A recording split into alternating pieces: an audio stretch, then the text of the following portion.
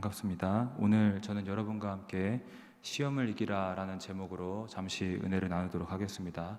오늘 말씀을 읽어보면 사람들이 하나님에 대한 오해를 갖고 있는 게 있다라는 생각이 듭니다. 다는 아닐지라도 믿는 사람들 중에도 하나님이 우리를 어려움에 걸려 넘어지게 하고 시험에 들게 하고 또 괜히 힘들게 하는 분이 아니냐라는 그런 오해를 하고 있는데, 그런 오해가 그릇된 것임을 오늘 사도 야고보의 말씀을 통해서 알 수 있는 것 같습니다. 하나님이 얼마나 좋은 분인지 오늘 말씀을 통해서 아는 귀한 시간 되기를 주님의 이름으로 축복합니다. 오늘 읽었었던 1장 12절의 말씀을 함께 읽어보겠습니다. 시험을 참는 자는 복이 있나니 이는 시련을 견디어낸 자가 주께서 자기를 사랑하는 자들에게 약속하신 생명의 면류관을 얻을 것이기 때문이라. 아멘. 이 말씀을 보면은 시험에 대한 말씀이 나오는데, 시험이란 무엇일까? 여러분과 제가 잘 아시는 대로 우리를 걸려 넘어지게 하는 여러 일들과 상황들을 말합니다. 그렇다면 우리 삶에 어떤 시험거리들이 있을까요?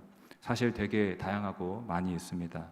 어떤 이에게 물어보니까, 제가 얼마 전에 물어보니까 하나님을 믿는 길에서 흔들렸던 순간, 그 시험의 순간이 언제였냐고 물어보니까 하나님을 믿는 사람들은 잘 되는 것 같지도 않아 보이는데 오히려 믿지 않는 자들, 제 마음대로 제 뜻대로 사는 사람들이 더 배부르고 더 잘 살아가는 것처럼 보일 때 마음이 낙심되고 믿음에서 떨어질 수 있었던 적이 있었다, 이렇게 이야기를 했습니다. 기도해도 소용이 없네, 하나님을 믿어도 소용이 없네, 이러면서 시험에 빠졌던 것입니다. 내 물질, 내 시간, 내 힘을 다하여 주를 위하여 사용했는데 때로는 뭐 잘 되는 것처럼 보이지도 않을 때 이처럼 낙심하고 시험에 빠지기도 하는 것입니다. 뿐만 아니라 우리 삶에 다양한 이유로 낙심하고 좌절되며 시험에 빠지는 순간들이 찾아오는데, 대표적으로 시험에 빠지는 일이 뭐가 있냐면 외부에서 오는 핍박일 때가 있습니다. 핍박과 박해가 우리에게 다가올 때 하나님을 믿는 길에서 뒤로 물러갈 때가 있다라는 것입니다. 사실 우리는 예수 그리스도를 믿는다는 이유로 예수 그리스도가 오직 나의 구주가 되시고 그분의 말씀만이 진리가 된다라는 이유로 세상의 여러 사람들과 부딪힙니다. 그들에게 욕도 먹고 박해도 받습니다. 그러면은 때로는 위축도 당하고 마음이 어려워지는 것입니다. 그러나 여러분, 주 예수 그리스도의 이름으로 선포하옵기는 그리스도인이라면 핍박을 겸하여 받는 줄로 믿습니다. 왜냐하면 우리는 진리를 위해 싸우고 진리를 수호하는 자들이기 때문인 줄로 믿습니다. 세상 사람들이 다 옳다고 말해도, 많은 사람들이 옳다 말해도 그것이 하나님 편에서 악한 것이라면 우리는 악하다고 말해야 되고, 하나님 편에서 옳은 것이라면 그게 옳다고 말해야 되기 때문입니다. 그런데 생각해보면 세상 사람들과 다투고 화평하지 않은 게 옳은 것일까라는 그런 고민도 됩니다. 조금 뒤로 물러가면 안 되나, 조금 타협하고 그들과 사이좋게 지내면 안 되나, 이런 생각을 하게 됩니다. 그러나 예수님께서 분명히 말씀하셨습니다. 마태복음 10장 34절의 말씀인데 제가 한번 읽어보겠습니다. 내가 세상에 화평을 주러 온 줄로 생각하지 말라. 화평이 아니요 검을 주러 왔노라. 예수님은 화평의 구주가 되시는데 그분이 친히 말씀하시기를 내가 화평을 주러 온 것이 아니라 세상에 검을 주러 왔다. 우리에게 검을 주러 왔다. 여기서 검이란 정말 혈과 육으로 싸울 수 있는, 피 튀기게 싸울 수 있는 그런 검이 아니라 성령의 검, 진리의 검, 하나님의 말씀인 줄로 믿습니다.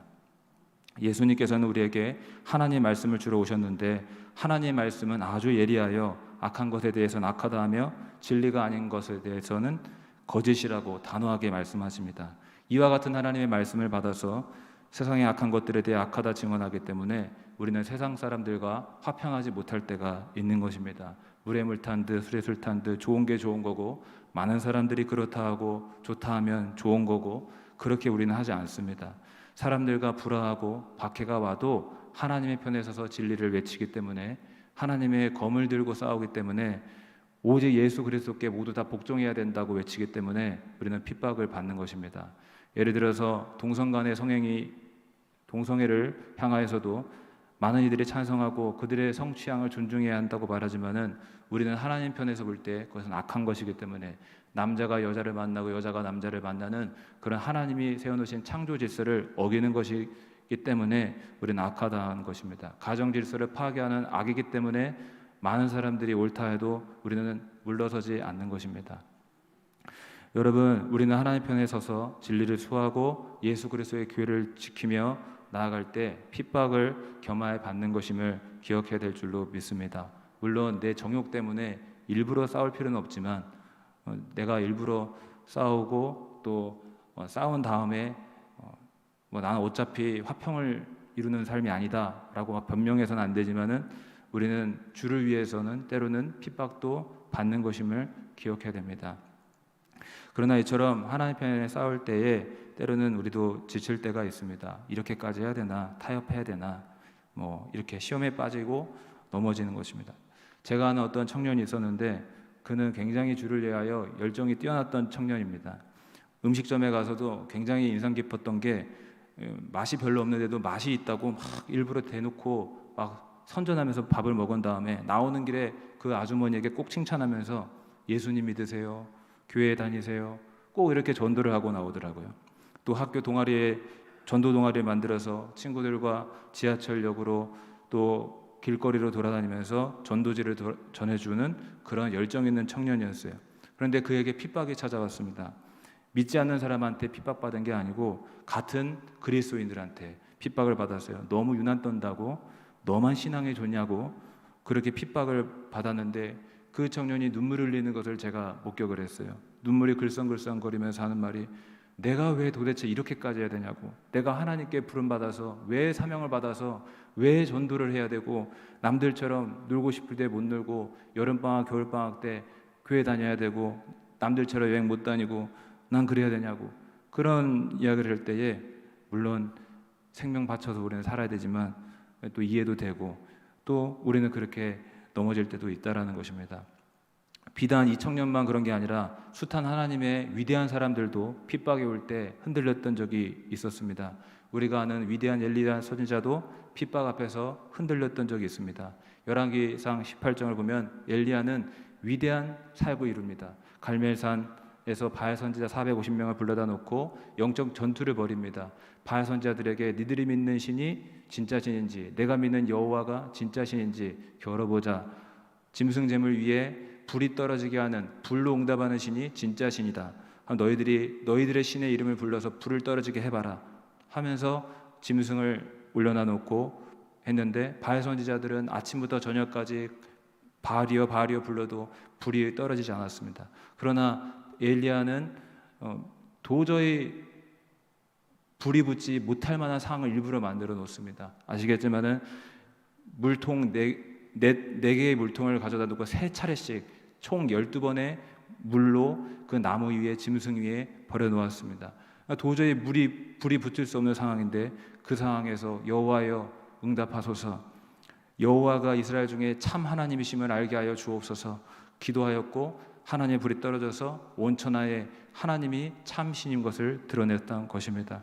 근데 이렇게 위대한 사역을 했던 엘리야도 핍박에 다가오자 넘어졌습니다. 아합왕의 아내였던 이세벨이 이제는 엘리야를 잡아 죽이겠다고 하니까 너무 낙담해서 로뎀 나무 아래에 가서 내 생명을 거두어 주옵소서, 차라리 죽는 것이 낫겠습니다, 이렇게 외쳤던 것입니다. 믿음의 사람도 핍박 앞에서 뒤로 물러갔던 것을 우리가 보면은 참 한편으로는 위로도 되지만 우리들이 이렇게 연약하구나 이런 생각이 듭니다. 그러므로 오늘 이 시간 우리가 얼마든지 흔들릴 수 있다라는 걸 기억하면서 또 한편으로는 오늘 이 시간이 믿음을 다시 한번 다잡는 귀한 시간이 되길 주님의 이름으로 축복합니다. 예수님께서 말씀하셨습니다. 끝까지 견뎌야 생명을 얻으리라. 인내해야 된다. 마태복음 10장 22절입니다. 다 같이 한번 읽어보겠습니다. 또 너희가 내 이름으로 말미암아 모든 사람에게 미움을 받을 것이나 끝까지 견디는 자는 구원을 얻으리라. 아멘. 너희가 내 이름 때문에 모든 사람에게 미움을 받을 때가 있다. 미움을 받을 것이다. 그러나 끝까지 견뎌야 된다. 끝까지 견디고 인내하는 자가 영혼의 구원함을 얻게 될 줄로 믿습니다. 살아계신 하나님에게서 떨어지게 만들려고 하는 각종 핍박과 박해가 우리 가운데 있다 할지라도 불같은 시험이 있어도 인내하며 주님만 붙잡으시길 주님의 이름으로 축복합니다. 그리하면 주를 사랑함으로 시험을 이기고 시험을 견딘 자에게 생명의 면류관을 씌워 주실 줄로 믿습니다.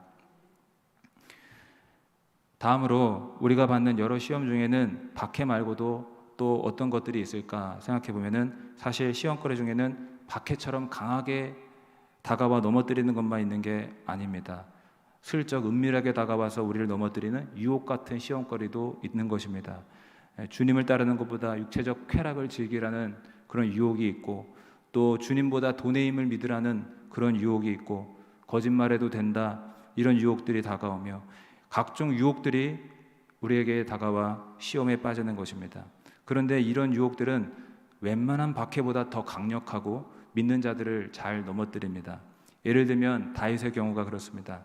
다윗은 사실 웬만한 박해도 끄떡거리지 않았던 하나님의 사람이었습니다. 사울 왕이 다윗 왕을 잡겠다고 엔게디 광야까지 군사 3,000명을 거느리고 찾아왔을 때도 오직 하나님을 더욱 의지했습니다. 그리고 마침 다윗이 자기를 박해하는 사울을 죽일 수도 있는 상황이었는데 그때에 내가 어찌 하나님이 기름 부으신 종을 칠 수 있겠느냐, 하나님이 금하시는 것이다 하면서 그 핍박의 순간에도 하나님의 뜻대로 서서 사울 왕을 해치지 않았습니다. 그런데 그렇게 박해에도 굴하지 않았던 다윗이 언제 넘어졌습니까? 어느 날 옥상을 거닐다가 저 멀리 목욕하는 아낙네를 보고 그녀를 은밀하게 마음속에 품어서 그 음욕을 떨치지 못하고 계속 음욕을 품고 있다가 결국 자기 권력을 이용해 그 여자를 품었습니다. 그 여자는 심지어 남의 여자였는데도 그렇게 품었습니다. 그리고 더 악을 저질러서 그 여인이 임신을 하자 자기의 죄가 세상에 드러나는 것이 두려워 그 남편까지도 죽였습니다. 여러분, 어떤 핍박에도 굴하지 않았던 다윗이 은밀한 욕심을 다스리지 못해 하나님 앞에 범죄했던 것입니다. 이처럼 유혹은 박해보다 더 때로는 많은 이들을 넘어뜨리고 공경에 빠뜨리는 큰 시험거리가 되는 것입니다. 그런데 사도 야고보는 이와 같은 유혹을 받을 때 믿는 사람들이 잘못 생각하고 있는 게 있다고 말을 합니다. 잘못된 태도를 보이는 게 있다고 말합니다. 그게 뭐냐면 하나님을 탓하고 원망하는 태도입니다. 13절의 말씀을 다 같이 한번 읽어보겠습니다. 다 같이 읽겠습니다. 사람이 시험을 받을 때에 내가 하나님께 시험을 받는다 하지 말지니 하나님은 악에게 시험을 받지도 아니하시고 친히 아무도 시험하지 아니하시느니라. 아멘. 이 말씀을 보시면은 믿는 사람들 중에는 시험을 받을 때 내가 하나님한테 시험을 받는다 하면서 하나님을 탓하며 하나님을 원망하는 자들이 있다는 것입니다. 하나님이 왜 이렇게 나에게 시험을 하실까? 하나님이 내 발을 걸려 넘어지게 하는 것처럼 생각하는 이들이 있다는 것입니다. 그리고 그런 이들을 결국 유혹에 못 이겨 죄를 범하고 나서도 하나님을 원망합니다. 하나님이 왜 이런 유혹에서 넘어가지 않도록 지켜주지 않았을까? 하나님이 왜 나를 이런 유혹에 그냥 방치해 두셨는가? 자기가 잘못해서 넘어져 놓고도 하나님을 탓하고 하나님 왜 나에게 이런 시험거리를 주셨습니까? 하나님 왜 이런 유혹에서 죄짓지 않도록 막아주지 않았습니까? 하나님을 탓하고 원망하는 것입니다. 그런데 여러분, 사도 야고보는 이와 같은 태도는 잘못된 것이라고 분명히 말합니다. 내가 하나님께 시험을 받는다 하지 말아라. 이 말씀을 그 공동 번역으로 보니까 이렇게 기록이 되어 있습니다. 유혹을 당할 때에 아무도 하나님께서 나를 유혹하신다는 말을 해서는 안 됩니다. 하나님께서는 악의 유혹을 받으실 분도 아니시지만 악을 행하도록 사람을 유혹하실 분도 아니십니다. 여러분, 하나님은 악에게 유혹을 당할 분도 아니고 또 누군가를 악에 빠뜨리려고 걸려 넘어지게 하는 분도 아니라는 것입니다. 물론 성경에 보면 하나님은 마침내 복을 주시려고 그 사람이 믿음이 있는가 달아보는 순간이 있는 것 같습니다. 그러나 사람들이 망하도록 사람들이 유혹에 빠져 죄를 짓게 만들려는 그런 악한 계획이 있는 분이 절대 아닌 것입니다. 그렇다면 하나님은 어떤 분이냐? 좋으신 분이며 오히려 시험에서 건져주시기를 원하시며 유혹과 죄악에 빠지지 않도록 우리 가운데 성령을 보내시고 말씀을 보내시는 좋으신 분이신 줄로 믿습니다. 그러므로 혹여나 여러분 자기가 잘못해놓고 자기 책임을 쏙 빼놓고 하나님을 탓하고 원망하는 일은 없어야 될 줄로 믿습니다. 혹 유혹에 빠져 있으면 하나님을 탓할 게 아니라 그 자리에서 회개하고 하나님의 빛으로 나와 주 예수 그리스도의 보혈로 씻김 받는 자가 되어야 될 줄로 믿습니다. 이처럼 사도 야고보는 하나님을 원망할 게 아니라고 하면서 유혹과 시험에 빠지는 진짜 이유를 분명하게 짚어줍니다. 읽었었던 14절의 말씀 한번 다 같이 읽겠습니다. 오직 각 사람이 시험을 받는 것은 자기 욕심에 끌려 미혹 때문이니. 사람이 유혹에 빠지고 미혹당하는 이유가 무엇이냐? 욕심 때문이라고 합니다. 자기 욕심, 자기 욕망, 그것을 제어하지 못하고 그 욕망에 끌려다니다가 넘어진 것이다 라고 합니다. 하나님이 결코 걸려 넘어지게 한 게 아닙니다. 내 안의 욕심과 욕망 때문입니다. 또 15절의 말씀을 다 같이 한번 읽어보겠습니다. 욕심이 잉태한즉 죄를 낳고 죄가 장성한즉 사망을 낳느니라. 이 말씀도 같은 말씀입니다. 욕심이 잉태한즉, 욕심이 자꾸 커지고 불어나서 그것이 결국 죄를 낳게 한다는 것입니다. 여러분, 사람이 시험에 빠지고 미혹되는 이유는 내 안에 욕심을 제하지 못하고 그 욕심에 끌려가다가 결국 넘어지고 유혹에 빠지게 되는 것입니다. 그래서 사도 야고보는 이것을 알고 더 이상 속지 말라고 했습니다. 16절의 말씀입니다. 다 같이 읽어보겠습니다. 내 사랑하는 형제들아 속지 말라. 아멘. 미혹당하지 말라고 하면서 나의 책임이고 너가 잘못한 것이지 왜 하나님이 내게 시험을 주셨네, 하나님이 왜 나를 죄짓지 않도록 안 막아주셨네 하면서 하나님을 원망하고 탓하지 말라는 것입니다. 한 말씀 더 읽어보겠습니다. 잠언 19장 3절입니다. 사람이 미련함으로 자기 길을 굳게 하고 마음으로 여호와를 원망하느니라. 저는 이 말씀을 굉장히 좋아합니다. 왜냐하면 저부터도 하나님 앞에 내가 잘못해놓고 하나님을 원망했던 적이 너무나도 많았기 때문입니다. 제가 개인적인 고백이지만은 28, 29살 때 몸이 굉장히 아파서 몸에 두드러기가 나고 밤마다 긁어야만 하고 숨이 차고 그렇게 면역력이 확 떨어질 때가 있었는데, 그때 제가 하나님 앞에 고쳐달라고 기도도 하면서 하나님 왜 이렇게 저를 힘들게 하고 아프게 했습니까? 나는 주를 위해서 열심히 수고했는데 지금 남은 것은 고통과 두드러기뿐입니다. 이렇게 하면서 호흡이 가쁘질 뿐입니다 하면서, 그래서 그렇게 하나님을 원망했어요. 하나님을 위해서 열심히 일했다가 이렇게 건강 다 해쳤습니다. 이렇게 원망했습니다.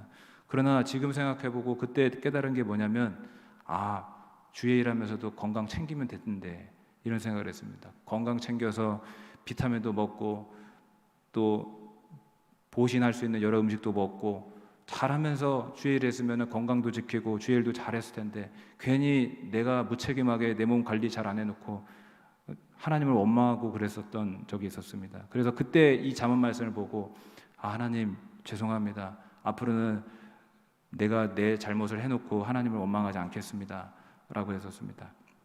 여러분 우리가 혹시 자기 욕심 때문에 또 나의 미련함으로 죄를 짓고 또 책임질 만한 일을 저질렀을 때에 결국 하나님을 원망한 일이 없어야 되겠습니다. 빨리 회개해야 될 줄로 믿습니다. 그리고 더 잘하는 것이 있다면 회개하기 전에 욕심을 잘 다스려서 죄를 짓지 않는 것입니다. 욕심과 욕망을 끌려 미혹되지 않도록 욕심을 제어하고 다스리며 사는 것이 가장 지혜로운 길입니다. 그러나 분명한 건 우리의 다짐과 결심만으로는 제어할 수 없기 때문에 우리는 하나님의 성령을 의지해야 될 줄로 믿습니다. 어떻게 할 수 있습니까? 하나님의 성령께서 임하시도록 기도하고 주의 말씀을 가까이 하며 주의 몸된 교회를 가까이 하고 이렇게 살아야 됩니다. 오직 하나님의 성령께서 우리를 도우셔야 가능한 것입니다. 그래서 갈라디아서 5장 16절에 사도 바울이 이렇게 말했습니다. 제가 읽어보겠습니다. 내가 이르노니 너희는 성령을 따라 행하라. 그리하면 육체 욕심을 이루지 아니하리라. 욕심을 이루지 않는 삶, 욕심을 제어하는 삶, 그것은 성령을 따라 행하는 것입니다. 성령께서 나의 마음을 주장하여서 내가 하나님의 자녀인 것을 알게 하시고 또 내가 하나님의 나라를 약속받은 구원받은 백성임을 깨닫게 하시고 오직 예수 그리스도가 내 구주가 되시며 이런 모든 은혜를 깨닫게 하시는 그 성령의 역사가 내 안에 충만할 때에 우리는 욕심을 이길 수 있는 줄로 믿습니다. 여러분 성령 충만을 위해서 오늘도 기도하시기를 주의 이름으로 축복합니다. 마지막으로 한 가지만 더 나누겠습니다. 사도 야고보는 이처럼 사람들이 하나님을 오해하지 말아야 될 것을 강력하게 말하면서 하나님이 얼마나 좋은 분인 것을 다시금 깨닫게 해주는 말씀을 하고 있습니다. 17절의 말씀 다 같이 한번 읽어보겠습니다. 온갖 좋은 은사와 온전한 선물이 다 위로부터 빛들의 아버지께로부터 내려오나니 그는 변함도 없으시고 회전하는 그림자도 없으시니라. 아멘. 이 말씀을 보시면 하나님이 얼마나 좋은 분인 것을 보여주고 있습니다. 빛들의 아버지, 빛들을 창조한 이 온 우주 만물의 주인 되신 그 아버지께서는 온갖 좋은 은사와 온전한 선물을 우리에게 내려주시는 분이다라고 합니다. 그리고 그분의 선하심과 인자하심은 변함이 없으시다고 합니다. 여기서 회전하는 그림자도 없으시니라 라고 했는데, 짧아졌다 길어졌다 커졌다 작아졌다는 그런 그림자가 없으십니다. 이 말은 하나님은 변덕이 없고 항상 한결같이 그분은 우리에게 선하신 분으로서 역사하시며 항상 우리에게 좋은 은사와 온전한 선물을 주시는 분이라고 이해할 수 있습니다. 18절의 말씀 마지막으로 읽어보겠습니다. 그가 그 피조물 중에 우리로 한 첫 열매가 되게 하시려고 자기의 뜻을 따라 진리의 말씀으로 우리를 낳으셨느니라. 아멘. 이 말씀 하반절에 보시면은 자기의 뜻을 따라 진리의 말씀으로 우리를 낳으셨느니라 라고 했습니다. 하나님께서 우리를 새롭게 낳으셨다라는 것이 정말 우리에게 큰 은혜인 줄로 믿습니다. 사실 우리는 하나님의 은혜는커녕 하나님의 진노와 심판을 받아 마땅한 죄인들입니다. 우리는 하나님 앞에 아무 공로도 없습니다. 하나님 앞에 아무 자격도 없습니다. 죄악 중에 태어났고 하나님 앞에 아무 잘한 게 없습니다. 그러나 하나님은 오직 자기의 뜻을 따라 우리를 부르셨습니다. 오직 자기의 뜻을 따라 우리를 사랑하셨습니다. 오직 자기의 뜻을 따라 우리를 예정하셨습니다. 그 기쁘신 뜻대로 우리를 그분의 자녀로 낳아 주신 것입니다. 그 역사를 위해서 또 예수님을 이 땅에 보내주신 줄로 믿습니다. 하나님의 독생자 예수 그리스도를 우리를 위해서 보내주셔서 죄악을 대신 짊어지게 하시고 피 쏟아 희생하게 하셨습니다. 그리고 그 대속의 피가 나를 위해서 흘려주셨음을 믿고 하나님께로 돌아오는 그 누구든지 하나님은 그의 자녀로 새롭게 거듭나고 낳아주시는 것입니다. 여러분, 그리하여 우리는 어떻게 되었습니까? 18절에 보시면 우리로 한 첫 열매가 되게 하시려고 라고 기록되어 있습니다. 하나님 앞에 우리가 첫 열매가 되었다는 것입니다. 여러분이 잘 아시다시피 첫 것은 하나님 앞에 드려지는 것들입니다. 이스라엘 백성들은 그의 처음 익은 곡식이나 열매, 모든 첫 열매를 하나님께 드렸다고 했습니다. 땅에서 수확한 모든 것들이, 모든 결실이 하나님의 것임을 인정하고 감사하는 의미로 첫 것을 드렸습니다. 그래서 첫 열매는 하나님 앞에 구별되어 하나님의 것이었고 하나님의 소유였습니다. 그런데 우리가 예수 그리스도를 영접하고 그 진리의 말씀을 듣고 믿어 하나님 안에서 태어나서 하나님 앞에 첫 열매, 즉 하나님의 것이 된 줄로 믿습니다. 여러분, 이게 은혜인 줄로 믿습니다. 우리는 하나님의 소유가 되었습니다. 하나님의 백성이 되었습니다. 하나님의 아들과 딸이 되었습니다. 여러분, 하나님이 우리를 주 예수 그리스도 안에서 낳아 주셨습니다. 여러분, 하나님은 우리를 이렇게 사랑해 주시는 좋은 분이신 줄로 믿습니다. 말씀을 정리하겠습니다. 이 세상을 살아가면서 삶에 시험이 없고 공경이 없으면 참으로 좋겠지만 때로는 불같은 시험이 있습니다. 박해가 있고 유혹이 있습니다. 그럴 때 여러분, 시련을 이기고 끝까지 믿음 지키시는 저와 여러분 되기를 주의 이름으로 축복합니다. 주를 사랑하고 주의 진리의 말씀을 사랑하여 끝까지 인내하고 견디면 주님께서 약속하신 대로 생명의 면류관으로 우리에게 허락해 주실 줄로 믿습니다. 그리고 혹여나 우리가 원망하고 하나님을 탓해서는 안 됩니다. 하나님, 왜 나에게 이런 시련을 주셨습니까? 하나님, 왜 내가 이렇게 죄를 짓게 그냥 방치해 두셨습니까? 말도 안 되는 일이지만은 사람들이 또 믿는 이들 중에서도 그렇게 하나님을 탓하고 원망하는 경우도 참으로 많습니다. 사도 야고보는 분명히 말하기를 하나님은 결코 악에게 시험도 안 받으시는 분이며 악에 빠지도록 하시는 분도 아니다라고 했습니다. 오히려 하나님은 시험과 공경과 어려움 속에 피할 길과 살 길을 열어주시는 좋은 분이라는 것, 우리에게 좋은 것들을 허락해 주시는 좋은 분이라는 것을 우리가 기억해야 될 줄로 믿습니다. 좋으신 하나님을 기억하고 그분을 의지하여 시험을 이겨나가시기를 주의 이름으로 축복합니다. 예수님께서 겟셋마네 동산에서 피곤해 지쳐있는 그 제자들에게 굳이 말씀하셨던 것이 어찌하여 자느냐, 시험에 들지 않게 일어나 기도하라 했습니다. 깨어 기도하라라고 했습니다.